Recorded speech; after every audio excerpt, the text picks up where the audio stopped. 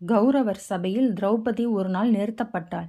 துரியோதனன் தன் தம்பி துச்சாதனை அழைத்து இவளது ஆடையை அவிழ்த்து அவமானப்படுத்து என்று உத்தரவிட்டான். துச்சாதனனும் அவ்வாறே செய்ய முற்பட்டான்.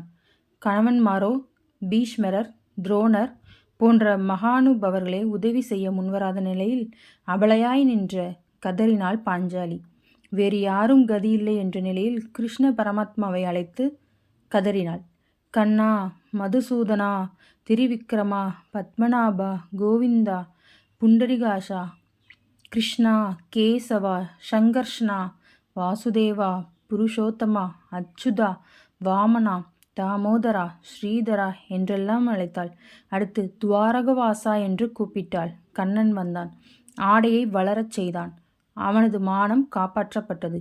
பின்னொரு நாளில் இது பற்றி திரௌபதி கண்ணனிடம் கேட்டாள். அண்ணா, நான் அன்று அப்படி கதறினேனே, நீ ஏன் வருவதற்கு தாமதித்தாய் என்றாள்.